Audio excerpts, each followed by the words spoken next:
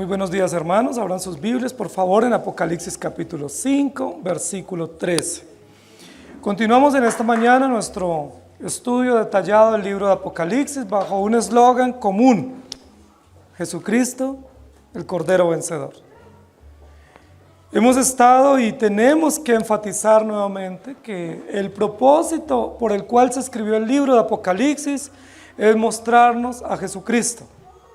Que Apocalipsis no es un libro de cataclismos, de ciencia ficción, enigmático, sino que Apocalipsis es un libro que sintetiza de manera profunda la esperanza, la confianza, la verdad y consuelo que tenemos en Jesucristo, nuestro Cordero entregado voluntariamente para el perdón de nuestros pecados. Los primeros 3 capítulos del libro de Apocalipsis nos mostraron con lujo de detalles cómo Cristo está presente en medio de su iglesia, cómo su preciosa palabra sustenta nuestro corazón, cómo el Espíritu Santo de Dios guía a su pueblo en ese trasegar diario en medio del sufrimiento, la muerte, la oposición, la persecución, las preguntas y las incertidumbres.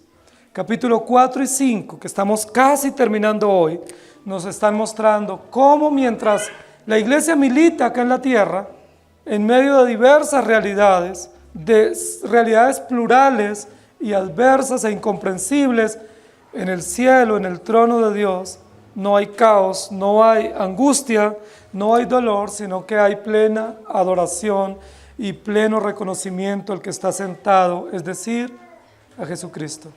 Jesucristo es quien gobierna la iglesia. Jesucristo está presente. Y hemos visto en este capítulo número 5 que se demanda alguien que cumpla con algunas especificaciones para revelar algunos propósitos, que son propósitos de pacto. Y en este sentido hemos encontrado, según la Escritura, que el único digno en el cielo y en la tierra es Jesucristo. Estamos presenciando un culto público en el cielo. Estamos nosotros siendo hoy partícipes de manera interesante de un culto celestial donde hay oraciones, hay introducciones, hay exposición de la palabra y donde hay alabanzas. Hemos visto que en la alabanza participan los 4 seres vivientes, que es la exposición del Evangelio. Hemos visto que en la alabanza celestial participan los 24 ancianos, que representan los redimidos de todos los tiempos. Y hemos visto que también a ese coro celestial se unen los ángeles, innumerables, una corte celestial para testificar que Jesucristo verdaderamente es Dios y verdaderamente es el Redentor de su pueblo. Pero ahora vamos a ver en el versículo que nos corresponde hoy, que entran en acción otros aspectos u otra parte de la creación de Dios que hasta ahora no había participado en este culto. Es un culto muy ordenado, es un culto muy solemne y es un culto donde cada uno tiene una participación y nadie es espectador. En este momento vamos a ver que va a entrar en acción la creación. Todo lo creado en el cielo y en la tierra, lo que hay debajo de la tierra, es decir, los vivos y los muertos, y que todos ellos van a tener una participación activa al finalizar de este culto celestial. Eso lo que nos va a mostrar es la totalidad del cuadro. Cuando nosotros vemos un cuadro o un pintor que está comenzando a hacer su obra, es muy fácil juzgar por el comienzo de la obra. Cuando comenzamos a ver el principio, nosotros de pronto no entendemos o podemos sacar conclusiones erradas. Nosotros, lo que estamos viendo acá es toda una obra de arte, es un cuadro, es toda una presentación, es todo un compendio de historia que se está sintetizando y no podemos sacar conclusiones prematuras sin tener de vista la totalidad del cuadro y sin ver los detalles por separado, sino ver todos los detalles en su conjunto. Y esto es lo que nos permite ver el libro de Apocalipsis, especialmente en lo concerniente a la adoración celestial. La adoración celestial que vamos a ver hoy nos va a ayudar a entender que no podemos separar. Una tendencia del hombre pecador es separar. Nosotros siempre tenemos la tendencia a dividir. Nos gusta mucho dividir. ¿sí? Nos gusta mucho separar, nos gusta fraccionar. Y ese es un error que es intrínseco al hombre pecador. La Escritura nos va a mostrar todo lo contrario. Mientras el hombre divide, ¿qué hace Dios? Une. Mientras nosotros separamos, Dios integra. Mientras nosotros vemos aspectos por separado, Dios nos muestra todo el plan, todo el proyecto, todo el cuadro. Y eso es maravilloso. Nosotros estamos llamados aquí a ver este cuadro hermosísimo de la redención a través de la adoración. Apocalipsis capítulo 4, versículo 11 dice: Señor, digno eres de recibir la gloria y la honra y el poder, porque tú creaste todas las cosas y por tu voluntad existen y fueron creadas.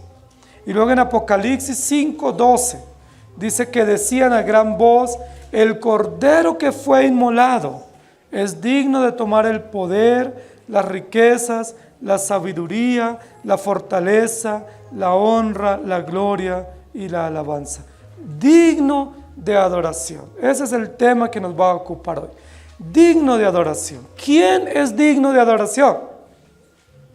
Primero nosotros vimos al comienzo del capítulo 5 que se necesitaba alguien que fuera digno de abrir un libro, de abrir unos sellos y mostrarnos el contenido de un rollo que era secretamente guardado. Ya se sabe quién es digno de desatar el rollo. Lo que nosotros no sabíamos, y lo estamos sabiendo en los últimos versículos del capítulo 5, es que el mismo que es digno de desatar el rollo es el mismo que es digno de recibir toda adoración. Ese es un valor agregado que no lo sabíamos inicialmente. ¿Cuál es la dignidad central del que está sentado en el trono? De abrir el libro, de darnos a conocer el misterio de la redención y de operar milagrosa y poderosamente los efectos de la redención. Pero ¿cuál es el resultado de aquellos que son redimidos? Que le tributan adoración a aquel que es digno. Es decir, estamos ante dos aspectos de la dignidad de Cristo. Primero, la dignidad que obedece a su propio carácter, y segundo, la dignidad que recibe de sus seres creados y de los efectos de la redención. Tenemos que recapitular para no perdernos. Capítulo 4 dijimos que Jesucristo recibe adoración como creador. Y capítulo 5, Jesucristo recibe adoración como redentor. Hay dos oficios. Intenten llevar gráficamente la idea. Es como si abriéramos un paréntesis para contar una historia. Es como si fuéramos a una obra de teatro y se abre el telón y luego se cierra al final. ¿Cómo se abre? Se abre reconociendo la creación de Cristo y se cierra reconociendo la redención de Cristo. El paréntesis se abre mostrándonos que Cristo es creador y se cierra contándonos que Cristo es redentor. Creación y redentor. Dos aspectos de la historia que nos muestran la totalidad del cuadro. Nosotros no podemos ver este cuadro, esta obra de arte, solamente observando la creación, porque el cuadro queda inconcluso. El cuadro queda sin entendimiento. Sería una obra abstracta que no pudiéramos definir. Solamente la creación. Pero tampoco podemos entender el cuadro solamente viendo la redención, porque quedaríamos también en una obra abstracta, sin lógica y sin piso histórico. Para entender todo el cuadro, ¿qué necesitamos? La creación y la redención, no por separados, sino como parte integral de la misma historia, del mismo paréntesis, de la misma escena maravillosa de la redención. Estamos ante esa síntesis que vamos a encontrar aquí. Capítulo 5, versículo 13. Y a todo lo creado que está en el cielo y sobre la tierra y debajo de la tierra y en el mar y a todas las cosas que en ellos hay, oí decir al que está sentado en el trono y al Cordero, sea alabanza, la honra, la gloria y el poder por los siglos de los siglos. lo primero que nosotros tenemos que decir concerniente a la dignidad del tributo de la adoración que se le da a Jesús es quiénes son los que ofrecen esta adoración. ¿Quién tributa adoración? Primera parte del texto. ¿Quién tributa adoración a aquel que está sentado en medio del trono?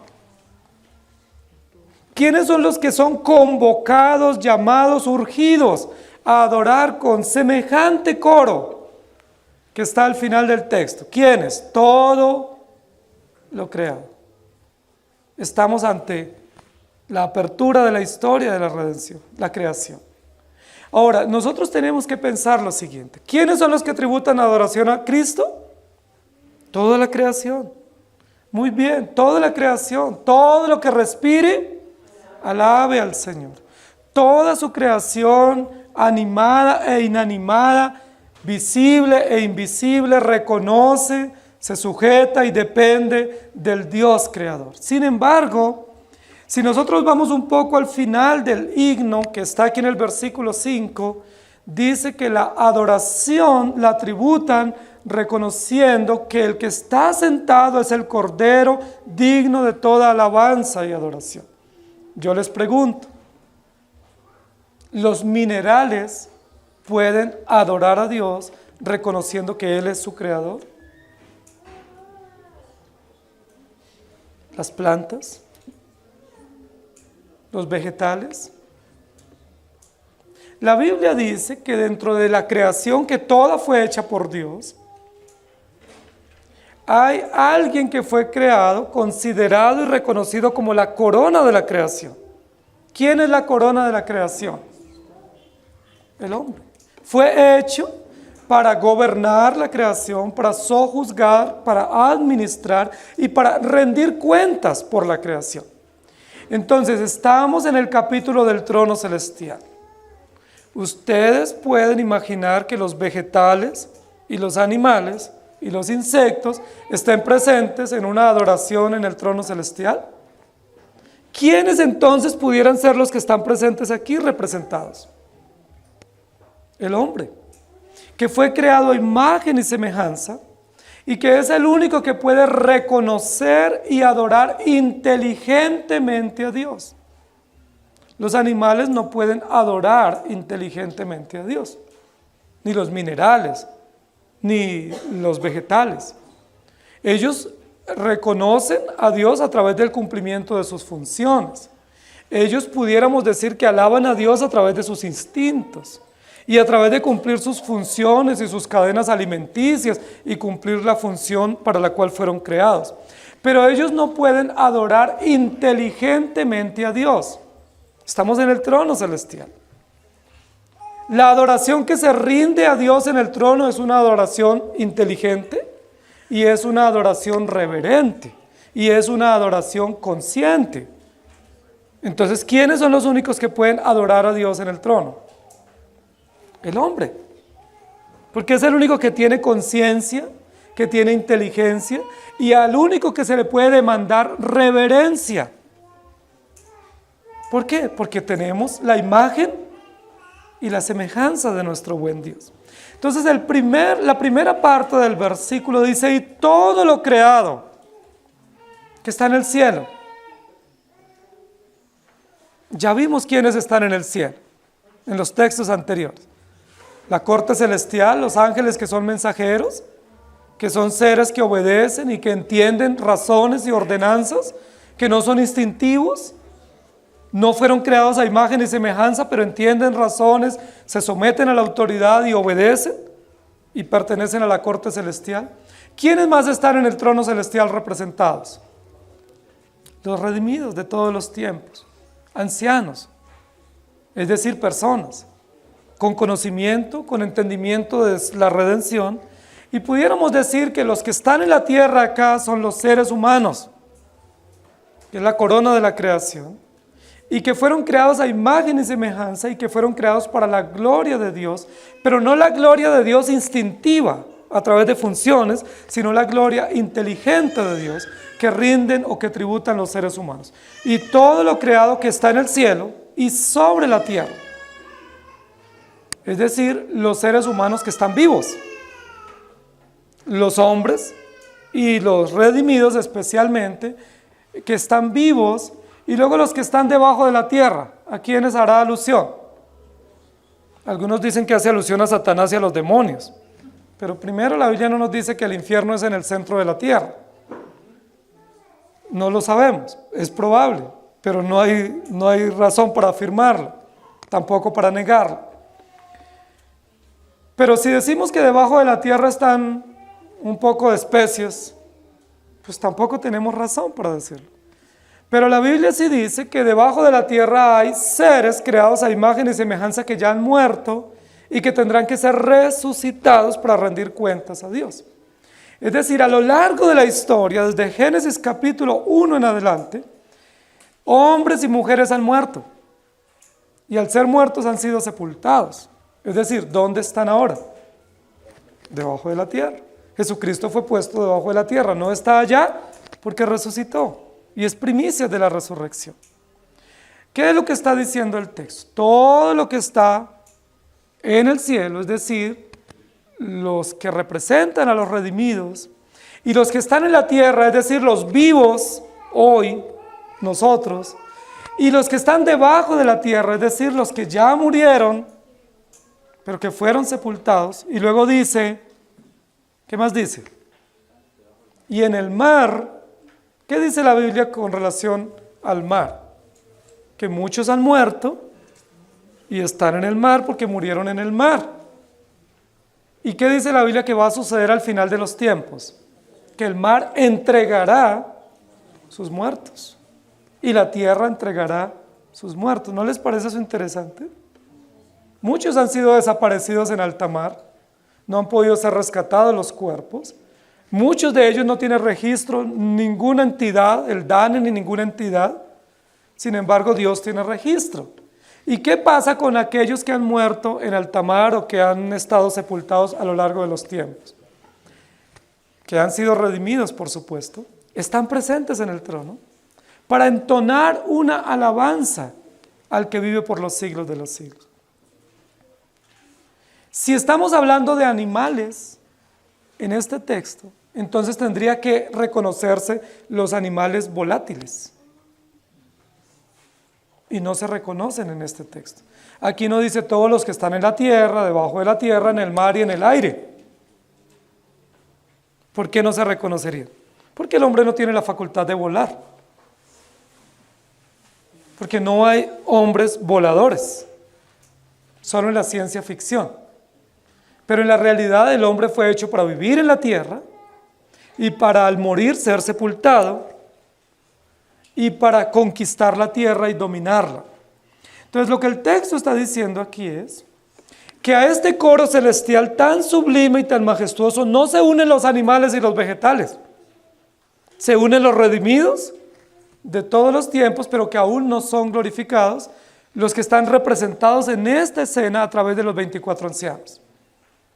Pues recuerden que hay dos realidades básicas de la iglesia, que algunos lo prefieren llamar la iglesia triunfante y la iglesia militante. La iglesia triunfante, ¿dónde está? Representada en el trono a través de 24 ancianos. La iglesia militante, ¿dónde está? Está aquí, somos nosotros, que seguiremos militando. ¿Cuánto tiempo? No sabemos. Pero estamos militando con la misma confianza y la misma esperanza y adorando al mismo Dios, creador y redentor, que se llama Jesucristo. Dentro de esa iglesia militante, algunos están vivos. Dentro de esa iglesia militante, algunos ya murieron, pero no han sido glorificados. Ni los que están vivos hemos sido glorificados, ni los que están muertos han sido glorificados. Aguardamos ese momento.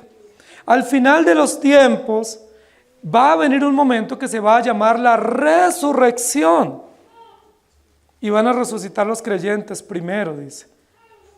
Es decir, los que están debajo de la tierra y los que están en el mar. ¿Y qué va a pasar con los vivos? Seremos transformados. Y tanto los que han muerto como los que estén vivos a la venida del Señor, nos presentaremos para presenciar los gloriosos eventos finales de la plenitud de la historia de la redención. Mientras eso acontece, ¿qué hacemos? Alabamos al Señor. Adoramos y reconocemos al que es digno. Tanto los que estamos vivos reconocemos al que es digno, como los que ya han muerto en la fe del Evangelio reconocen. Eso lo dice el texto bíblico. Hebreos 11 dice que hay una nube de testigos que nos han antecedido. ¿Y esa nube de testigos qué hace? Glorifica al Señor.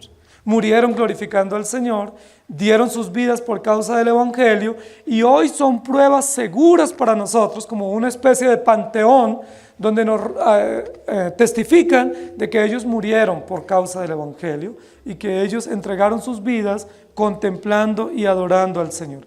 Vivos y muertos, todos los redimidos y aún los impíos reconocen al que está sentado en el trono celestial.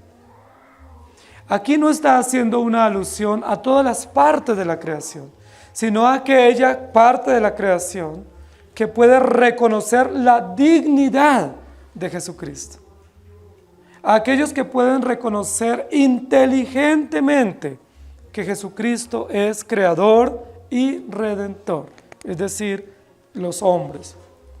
Éxodo capítulo 20, versículo 11 dice: porque en 6 días hizo Jehová los cielos y la tierra, el mar y todas las cosas que en ellos hay, y reposó en el 7º día. Por tanto Jehová bendijo el día de reposo y lo santificó.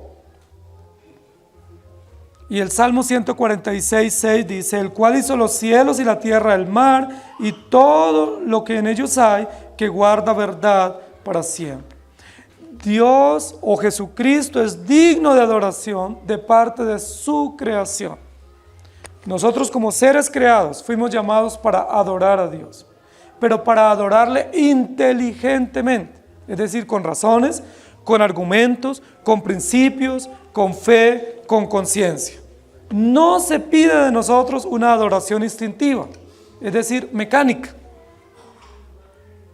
De nosotros se pide una adoración consciente, con razones, con argumentos. Por eso la fe nuestra no es una fe muerta.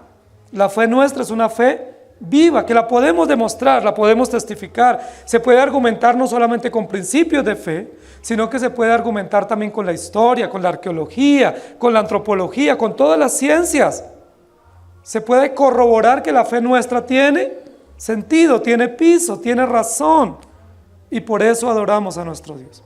Y todo lo creado que está en el cielo y sobre la tierra, y debajo de la tierra y en el mar, y todas las cosas que en ellos hay, oí decir. Recuerden que hay una perfecta armonía en esta visión entre lo que se ve y lo que se oye.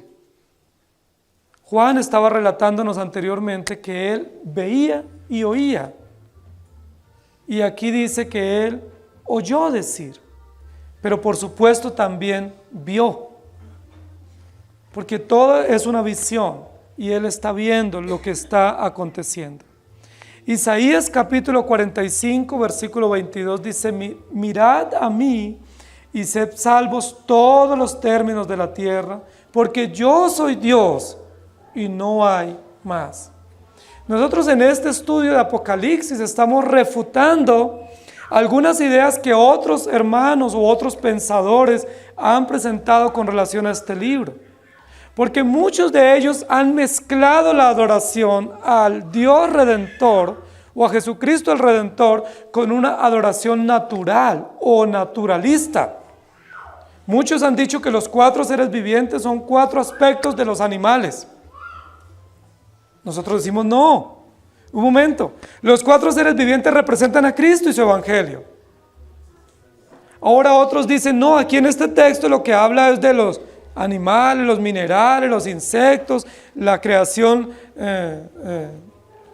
pequeña, diminuta, la macro, que está presente en el trono adorando a Dios. Pero ¿dónde dice la Biblia que la adoración verdadera se demanda para los animales?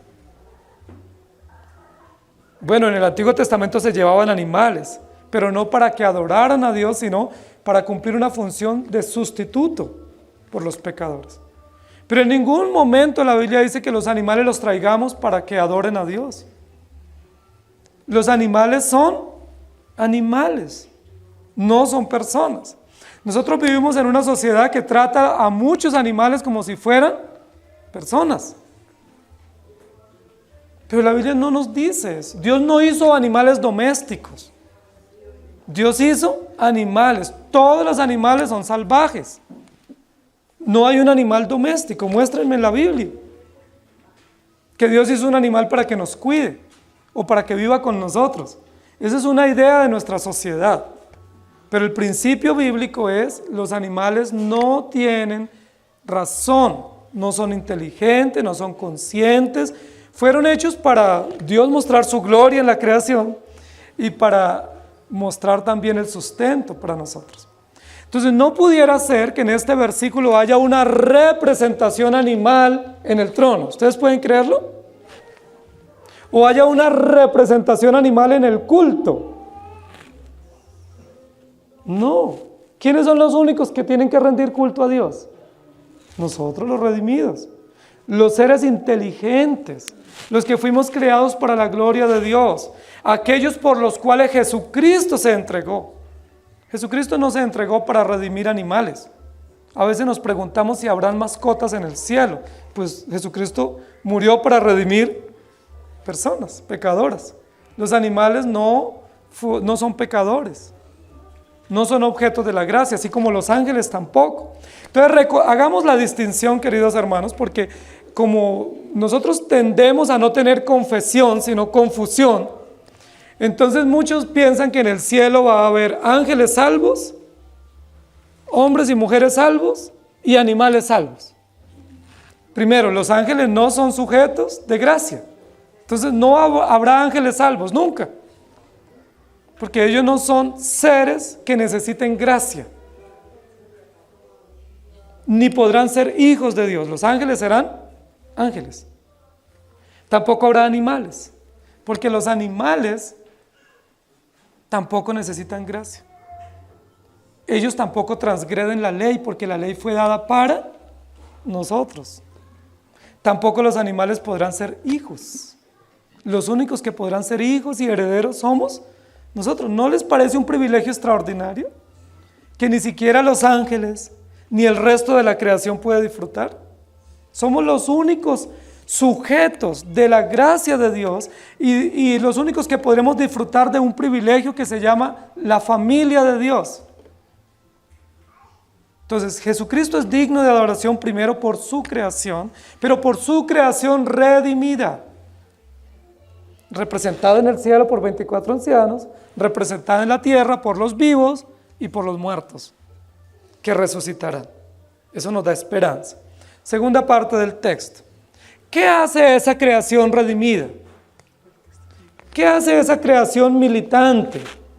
¿Qué hicieron los creyentes redimidos que ya murieron? ¿Qué hicieron? De pronto tenemos preguntas, ¿cierto? ¿Qué creía o qué hacía Noé, Abraham, Moisés, los patriarcas, los profetas, los apóstoles? No existían redes sociales en ese momento, entonces no sabíamos qué hacían ellos. ¿Qué hicieron? ¿Por qué murieron? ¿Cuál fue la razón de su vida? ¿Cuál fue la razón de su martirio, de su esperanza? Bueno, sencillo, aquí lo sabemos. Ellos hicieron lo mismo que ustedes y yo tenemos que hacer. Si hacemos diferente, estamos equivocados nosotros, no ellos. Ellos murieron por la misma razón y por el mismo propósito. Lo dice Hebreos capítulo 11, abrazando, contemplando, admirando ¿a quién? Al que está sentado en el trono. ¿Y qué hace usted y yo? Lo mismo. ¿Para qué nos reunimos hoy? ¿Para adorar a quién? Al que está sentado en el trono, aquel que dio su vida por nosotros. Reconocemos que la razón de nuestra vida es Cristo. Entonces, mientras que los que ofrecen adoración son los redimidos, creados por Dios para ese propósito, ahora vamos al segundo punto y es: ¿a quién se le tributa esa adoración? ¿Qué dice el versículo? Vayamos al versículo. Al que está sentado en el trono y al Cordero. ¿Quién es el único en el cielo, en la tierra, debajo de la tierra, digno de alabanza y de adoración? Jesucristo. Y esto nos pone, queridos hermanos, en un pensamiento y en una verdad de cosmovisión extraordinariamente hermosa. Y es un principio absoluto. Nosotros somos acusados como creyentes de que es que nosotros somos solo fe. Es que ustedes no se abren para un diálogo más como de un pensamiento abierto, de analizar otras posturas. No es que nosotros seamos cerrados de mente. Es que nosotros tenemos una cosmovisión que lo único que nos permite es entender que hay un ser creador y un único ser sustentador y un único ser redentor y que toda la alabanza y la adoración es para Él y que vivimos para Él. Eso es un pensamiento absoluto, no relativo. Esa es la fe que nosotros tenemos. No es una fe ciega, no es una fe sin argumentos, pero no es una fe abierta. Por eso no creemos en la pluralidad de pensamientos. Aunque hay pluralidad, nosotros creemos que el evangelio es singular.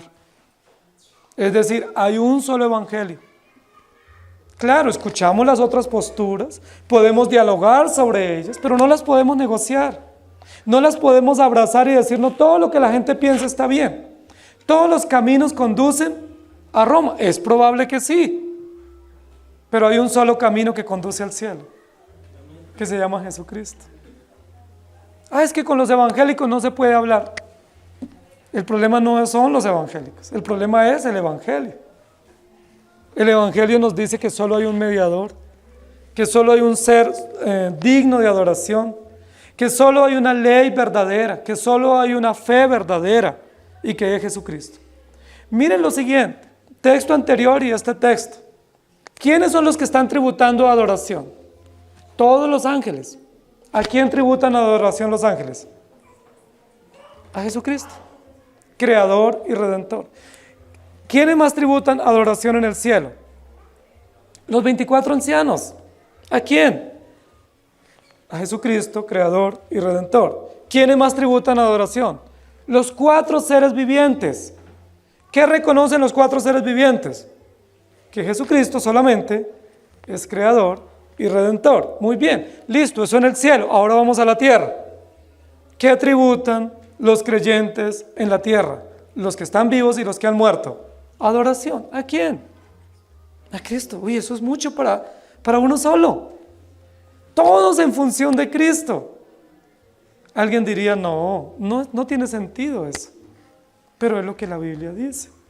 Tiene sentido porque el Creador y el Redentor se llama Jesucristo. Si alguien en el cielo o alguien en la tierra o debajo de la tierra tributa adoración a alguien o a algo diferente a Cristo, ¿qué dice la Biblia que es? Es idólatra.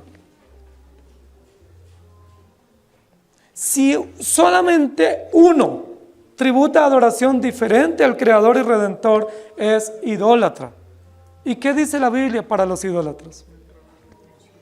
No pueden ser salvos. ¿Por qué? ¿Por qué no puede haber otro más que reciba adoración? ¿Recuerdan que ese fue el problema de Moisés y María? Cuando Moisés y María no, Aarón y María. Cuando Moisés estaba y entraba al templo, al tabernáculo, oficiaba, subía al monte, estaba y disfrutaba de la presencia de Dios, ¿recuerdan qué hizo Aarón y María? Dijeron, no puede ser. ¿Solo Moisés? ¿Por qué no podemos nosotros también? Y se quejaron contra Dios y Dios los reprendió. Queridos hermanos, solo hay un ser digno de adoración, se llama Jesucristo. Nuestra sociedad y nuestro corazón está engañado cuando pensamos que podemos tributar adoración a cualquier cosa. Nosotros vivimos en una sociedad idólatra, porque nuestro corazón es idólatra. Es probable que usted haya dejado los ídolos de la Iglesia Católica Romana, es probable. Pero muchos ídolos tenemos en nuestro corazón. Por ejemplo, muchos aspectos de nuestra cultura, de nuestras regiones, pueden volverse ídolos en nosotros. Nosotros hoy en día, nuestra sociedad, como se ha decretado por constitución que no es una sociedad religiosa, sino una sociedad laica, entonces se volvió atea. Y ese es un ídolo. Porque el laicismo en la sociedad nuestra es el ateísmo reinante. Cuando hoy en día le dicen a uno, no somos una sociedad religiosa, somos una sociedad laica, entiéndase, somos una sociedad atea. Somos una sociedad que puede creer lo que quiera, que puede seguir lo que sea y todo el mundo tiene que ser respetado y reconocido. ¡Qué equivocación! Entonces, claro, ya no adoramos a Dios, pero adoramos nuestra selección.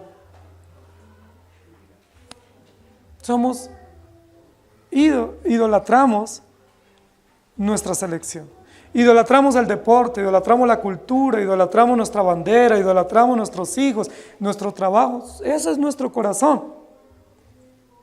Pero la Biblia nos recuerda otra vez que aquellos que van a ir al cielo necesitan comprender por el Evangelio que solo hay uno digno de adoración.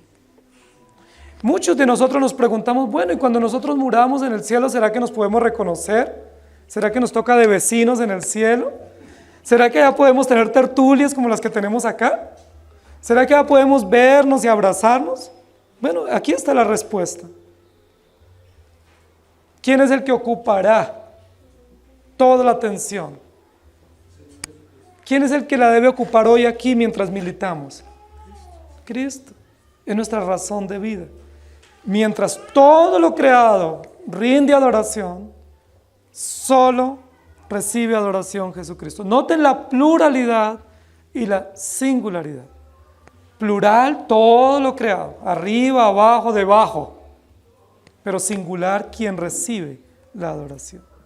Solo se le da adoración a Jesucristo, el Cordero vencedor. Apocalipsis 14:7 dice, diciendo a gran voz, temed a Dios y dadle gloria, porque la hora de su juicio ha llegado, y adorad a aquel que hizo el cielo y la tierra y el mar y las fuentes de las aguas. Apocalipsis 19:10, y me postré a sus pies para adorarle, y él me dijo, mira, no lo hagas. Yo soy consiervo tuyo y de tus hermanos que retienen el testimonio de Jesús. Adora a Dios, porque el testimonio de Jesús es el espíritu de la profecía. Ni siquiera los ángeles reciben o aceptan adoración. La pregunta es, ¿por qué nosotros los seres humanos nos gusta que nos honren? Y exigimos. Y muchos esperamos que se nos arrodillen, que nos hagan reverencia, que nos reconozcan. ¿Por qué? Hay muchas personas que se sienten honradas cuando alguien se les arrodilla, les pide perdón, cuando les hacen tributos. ¿Saben cuál es la respuesta? Porque somos idólatras. Y todo idólatra quiere robar la adoración del verdadero Dios para recibirla a sí mismo o para darla a otros. Los creyentes solo se nos permite adorar a Jesucristo, el Hijo de Dios. Bueno, ¿y la madre de Jesús? Bueno, ella también adora a Jesucristo. Ella también se rinde ante el Creador y sustentador. Apocalipsis, capítulo 22, versículo 9, dice, pero él me dijo, mira, no lo hagas, porque yo soy consiervo de tus hermanos los profetas y de los que guardan las palabras de este libro. Adora a Dios. Apocalipsis 6:16, y decían a los montes y a las peñas, caed sobre nosotros y escondednos del rostro de aquel que está sentado sobre el trono y de la ira del Cordero. Y Apocalipsis 7:17, porque el Cordero que está en medio del trono los pastoreará y los guiará a fuentes de aguas de vida, y Dios enjugará toda lágrima de los ojos de ellos. Y en el capítulo 19:6 dice, y oí como la voz de una gran multitud, como el estruendo de muchas aguas y como la voz de grandes truenos que decía, aleluya, porque el Señor nuestro Dios Todopoderoso reina. Muy bien, digno de adoración. ¿De parte de quién? De toda la creación, de todos los redimidos, de todos los tiempos. ¿Para quién? Para Jesucristo, el Cordero vencedor. ¿Por cuánto o por qué periodo? El texto nos da la respuesta. Esto es como si fuera una especie de estudio inductivo, ¿cierto? ¿Quién, para quién y por qué o por cuánto? ¿Quién? Toda la creación. ¿A quién? Únicamente a Cristo. ¿Y por cuánto tiempo o por qué periodo? Por siempre. El texto termina diciendo, sea alabanza, honra y gloria y poder por los siglos de los siglos. Notemos lo interesante, el versículo anterior, los ángeles mencionaron 7 atributos o 7 perfecciones de Jesucristo. No obstante, en este coro de los redimidos solo se mencionan 4. Hay 3 que no se mencionan. Solo mencionan 4. Honra, gloria, poder y alabanza. Pero lo más interesante aquí es el periodo en el cual se alaba. ¿Cuál es ese periodo? Sin límite. Cuando la Biblia menciona por los siglos de los siglos, es una forma, es un recurso literario, es una figura literaria para recordarnos la eternidad, ¿sí? Como nosotros decir cada día, ¿sí? O por la mañana y por la tarde. La Biblia lo registra por los siglos de los siglos. Y eso riñe contra nuestra temporalidad, porque nosotros ni siquiera podemos vivir un siglo. Los más robustos viven 80 años, según la Escritura, en promedio.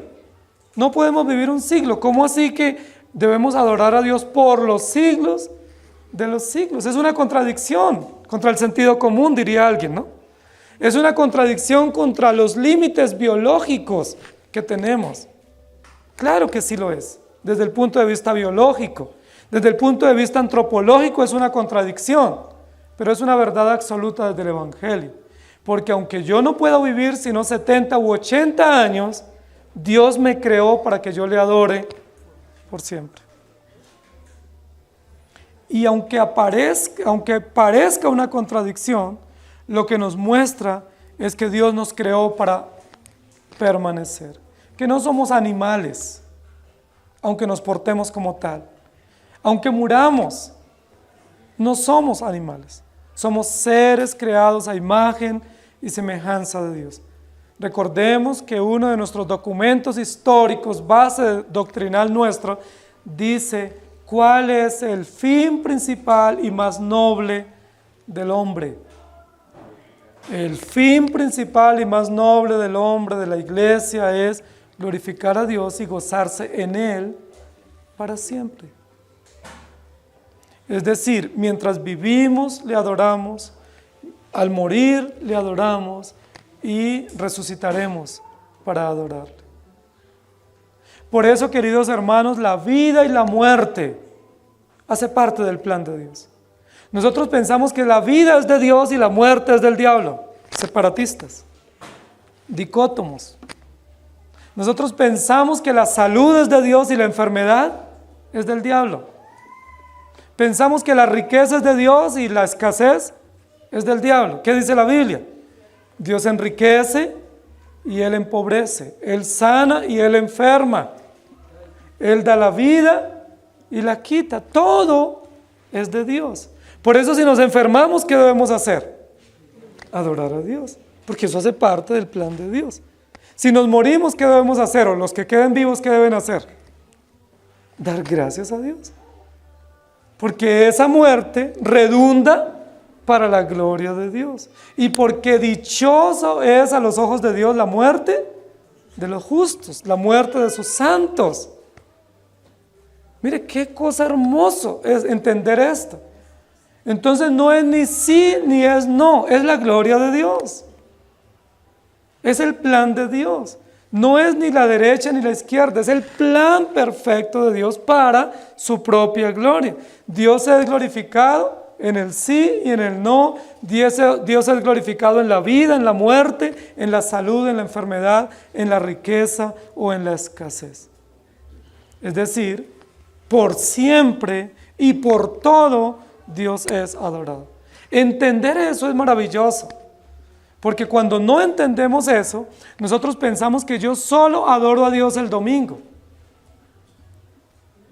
y que luego estoy en lo secular. Aquí es lo sagrado y luego salimos a lo secular. No existe tal dicotomía.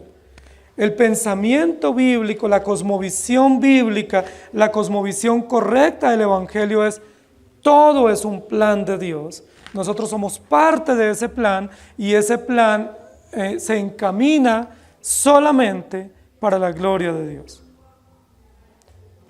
Por los siglos de los siglos daban gloria a Dios. Queridos hermanos, fuimos creados para la gloria de Dios. ¿Cómo lo manifestamos? En lo que creemos, en lo que hacemos, en cómo hacemos nuestras inversiones, en nuestros gustos, en nuestras diversiones, en todo. Usted o muestra que vive para Dios o niega al Dios que confiesa.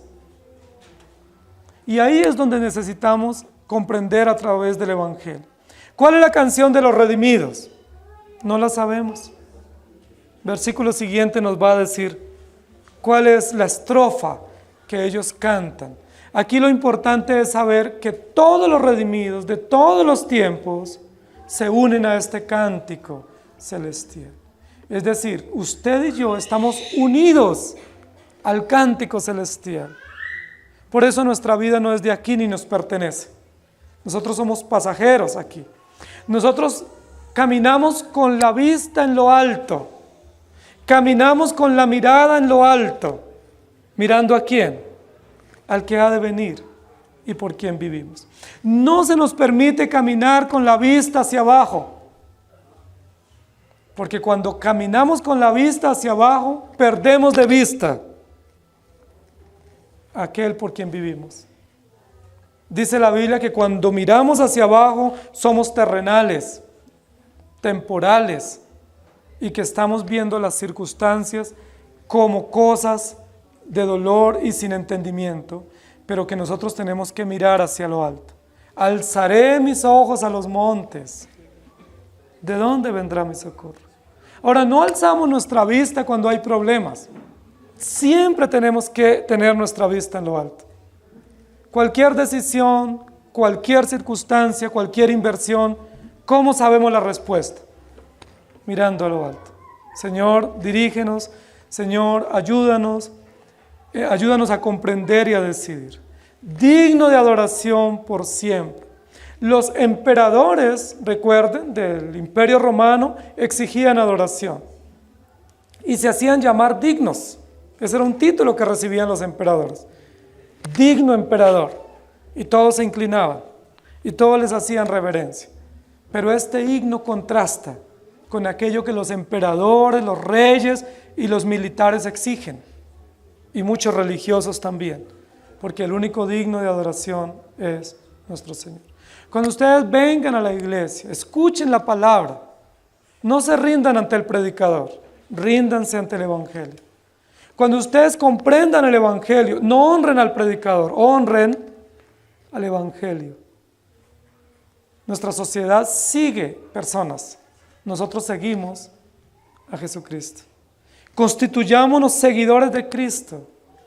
Constituyámonos adoradores de nuestro santo Dios, porque es el único digno de adoración. Pero ¿saben qué es otra cosa hermosa acá en este texto, queridos hermanos? Y es cuando dice todo lo creado. Miren lo siguiente. Este pensamiento es un pensamiento que incluye. No es un pensamiento que segrega. El Evangelio es la única cosmovisión, es el único pensamiento, es el único sistema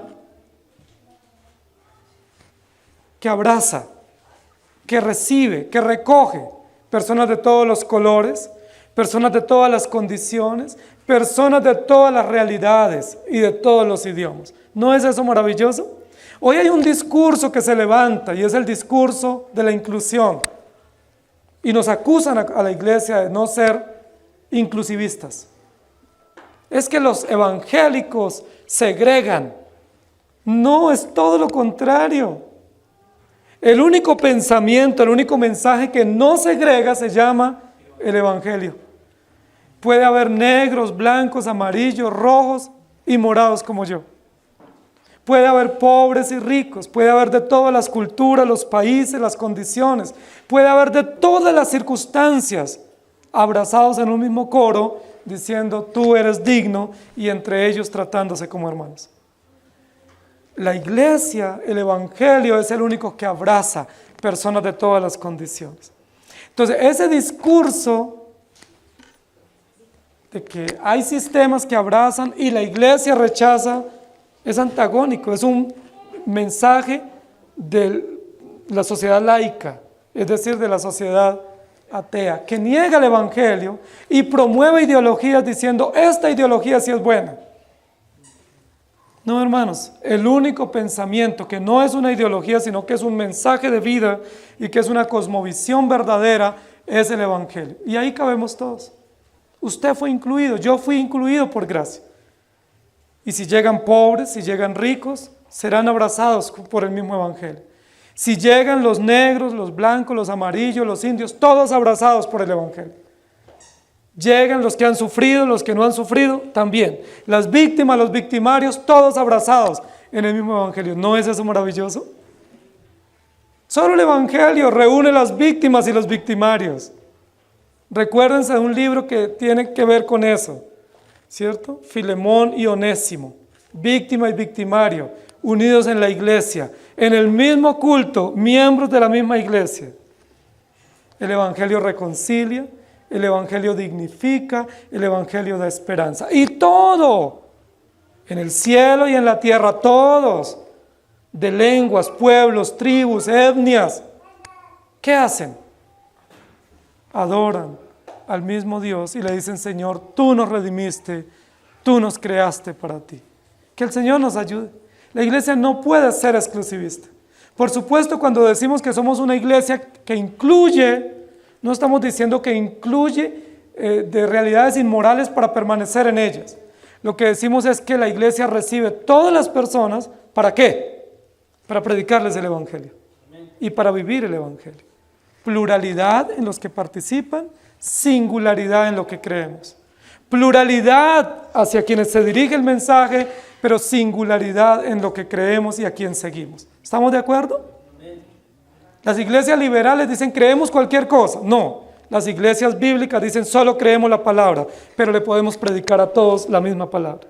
Que el Señor nos ayude para que nuestra iglesia adore al Señor y pueda discernir las ideologías del mundo y denunciarlas con el evangelio. Inclinen su rostro. Amado Señor, hoy nos has dado otra vez el hermoso privilegio de escuchar tu palabra. Y tu palabra hoy nos recuerda otra vez que tú eres digno, que siempre has sido digno, que siempre lo serás. Nos recuerda una vez más tu palabra, ¿para qué nos llamaste? No nos llamaste para hacer empresa, no nos llamaste para ser exitosos, no nos llamaste para ser famosos, no nos llamaste para nosotros, no nos debemos a nuestra familia, no nos debemos a nuestros hijos, a nuestro esposo o esposa, nos debemos a ti. Somos vivos testimonios de ti, Señor. Tú nos creaste, pero también nos redimiste. Si vivimos, vivimos para ti. Si morimos, morimos para ti. Qué hermosa síntesis de la fe. Qué hermosa síntesis del evangelio. No somos nuestros, no somos de nadie, somos tuyos. Qué hermosura de verdad. Aunque el evangelio por tu gracia infinita y por tu gracia bondadosa acoge personas de todas las realidades y las condiciones, solo tenemos un mensaje para proclamar y solo tenemos un modelo de vida para vivir. y solo tenemos una norma para seguir. Te damos gracias. Qué hermoso argumento para poder entender nuestra sociedad y para saber que vivimos para ti. Al que está sentado, al único digno, es a quien tributamos toda adoración. Señor, y entendiendo esas verdades, tenemos que pedirte perdón. Porque nosotros, por nuestro corazón perverso, por nuestro corazón idólatra, rendimos tributo a tantas cosas, a tantas personas. Y ahí nos constituimos en idólatras y te pedimos que nos perdones. Muchos de nosotros vivimos por nuestros hijos, vivimos por nuestro esposo, por nuestra esposa, vivimos por nuestra cultura, por nuestros deportes, por nuestro cuerpo, para nuestros gustos, y nos rendimos a esos ídolos y te pedimos perdón. Ayúdanos a ver nuestros hijos y nuestros hogares y nuestras parejas como una provisión tuya, no como una propiedad. Es una provisión para tu gloria. Ayúdanos a ver el trabajo, la economía, como una provisión tuya, pero no como una propiedad, porque todo es tuyo, porque todo es para tu gloria. No es un pensamiento equivocado, es una verdad absoluta del Evangelio. Ayúdanos a que todos nos rindamos a ti, a tu palabra, a que todos renunciemos a nuestros ídolos y nos unamos en ese coro hermoso de los redimidos, al que está sentado en el trono, digno de alabanza, de riquezas, de honor, de adoración y de exaltación. Gracias por darnos hoy el privilegio de escuchar tu palabra. Gracias por darnos el privilegio de comenzar una nueva semana. Rogamos que esta semana sea para tu gloria. Líbranos, Señor, de que esta semana sea para promover nuestros odios, nuestros egos y nuestras ambiciones.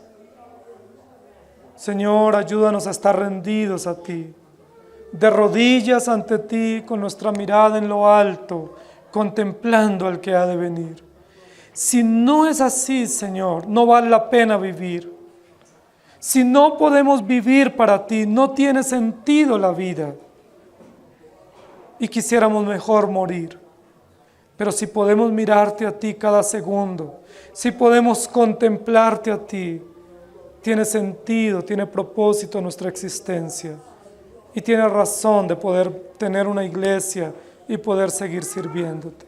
Te damos gracias por darnos tu palabra y por aplicarla en nuestros corazones. En el nombre del Señor Jesús. Amén. El Señor les bendiga, hermanos.